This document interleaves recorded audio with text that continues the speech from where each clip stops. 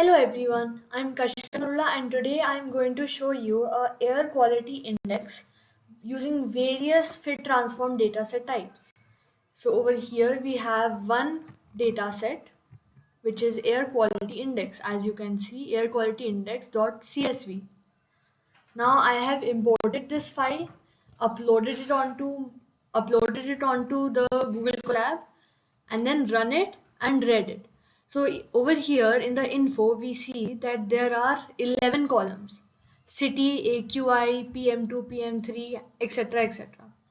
So first we have to identify which of these is the dependent variable and which are the independent variables. I have already explained the dependent and dependent variables in my previous videos. In this one, I will tell you that independent variable is the one which we can change as per us. Like maybe the air quality index, it can be any city. It can be any city. The AQI of that city can be different. The time can be different. The latitude, longitude can be different. All these are the independent variables, means we can change them as per us. But the dependent variable, which is the output basically, x variable, is the AQI in this code. Rest all is independent. Now over here, firstly, we will drop all the columns which we do not need. Like, do you think that being in a certain time will affect the AQI? No. Being in a certain latitude or longitude or city will affect the time? No, it won't. So we will drop all these values. Next we have df.info. Again we did to check if all our values have been dropped or not. So yes, they have been dropped. And then we checked for null values, and then we replaced the null values by simple imputer using mean. I've already explained this once. And then we did is null and heat map, and then the pair plot. We know all this already. Now this is the code which I've been using for my past 2 to 3 videos. This is the main code. Over here I drop the, firstly I want to put all of them, like let's say this is the independent variable list and this is the one dependent variable, AQI, which is in our code. So dependent variable. So I need X variable, which are the independent, all of the variables except AQI. So I will do df.drop AQI and rest all in X and df AQI in Y. Do you get what I'm saying? I need all the columns except AQI in X. So that's what I did over here. And then I split it into xtrain, xtest, ytrain, ytest using train test split. And then I put up the test size as 0.3 and random state as 28.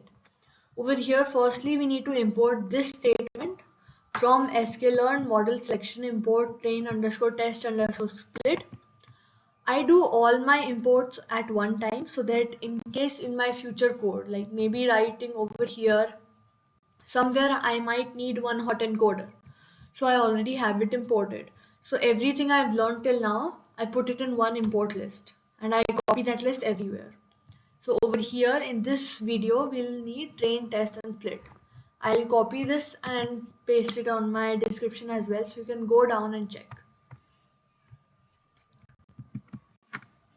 Now we go down back to where we were. Yes, firstly I did the model linear regression. It removes the linear regression model mean squared error R2 score quite easily. It also takes out the Y predict. So that is what I have done first of all. And then I used Ridge. Now Ridge is a new thing. I also did it for the first time in my AQI project itself. So what Ridge does, it also finds mean squared error and MSE. It also finds Y predict, but it also gets a variable passed inside right here, alpha 2. Over here you can see linear regression, we didn't pass any variable inside the function. But for Ridge we passed alpha.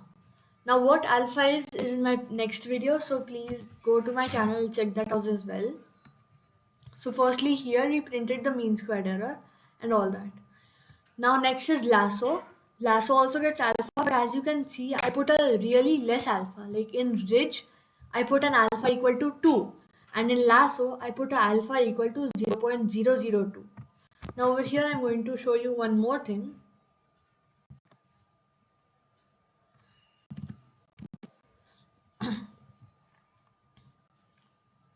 Firstly, I'll open Excel.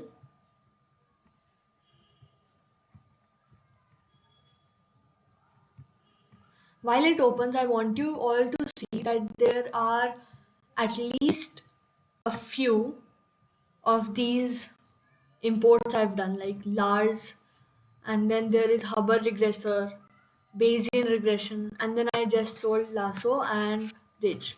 So there are 5. So over here I'll go and open a new notebook, blank workbook. Over here I'm going to write model. I'm making a mock book 1, so I don't need to like do it really nicely. Linear regression.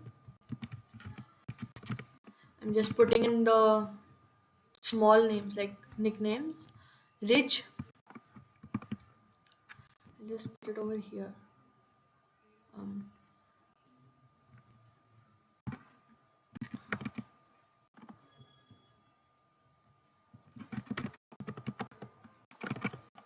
And then over here,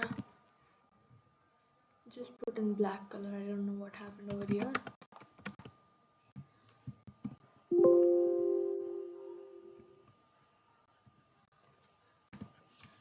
And then after Ridge, we have a Lasso. I think I'll just delete this. And then we have a Lasso.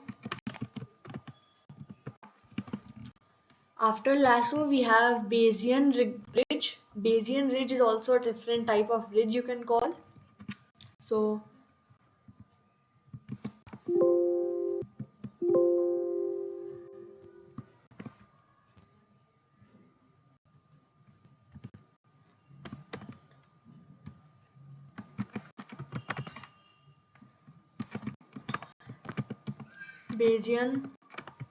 BayesianRidge, and after BayesianRidge, I have HuberRegressor and Lars. So Huber, I'll just write it, and Lars. So now after model, I'm going to check the R2 score of all these. So R2, excuse me, and then after that I'll be checking the mean squared. So I'll just write mean square. Now we go back to where we were after Lasso. There's Bayesian ridge. So as you remember, ridge required an alpha inside it. Bayesian ridge does not. And it gives the same things like R2 score and MSE. HuberRegressor also does not require a bracket of function, and Lars doesn't require it either. Now what I'm going to do is, in linear regression, what R2 score did I get? 0.7279. I'll just copy this out. This one. And paste it over here for linear regression R2 score.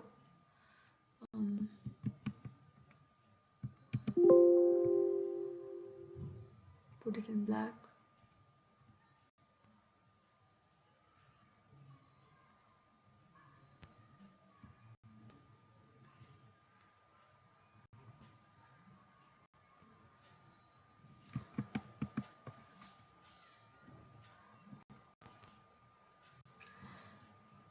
Excel is doing weird flips these days. Okay. I guess I'll be taking a new sheet this time. So what all models we had? Model. There was linear regression, and then there was Ridge, I think was the next one. Ridge, then Lasso. So RIDGE, and then Lasso. And then I had Bayesian regression, Bayesian ridge, sorry, RIDGE. So I'll just write it as Bayesian. Oops. I hope the spelling is right. Yes. And then I have Huber. And after Huber, I think I had Lars. Now the R2 score first of all. So R2 score for our linear regression is 0.727923. So 0.727923 or something. 237. Let's put until this many digits. And then we have for Ridge, R2 score was 727,901. So 0.727901. And then after that we have Lasso 727,931. 0.727931. Next, for Bayesian regression, we had 719441, 0.719441. And these values can be different for different data sets. Like for AQI, this is the R2 score for all these models. It can be different for, let's say, diabetes. There is Huber. Huber is 734468, 0.734468. And then for the last one, Lars, we have 727,923, 0.727923 or something. Now we have the mean squared. I want you guys to make an Excel sheet for your own data set as well and then write all these down. So 719.68, 719.68, oops, 719.68. For the next, we have 719.74. 74. Not much of a difference, you might see. Then for Lasso, we have 719.66. Then for BayesianRidge, we have 742. Now this is quite a difference. 742.12.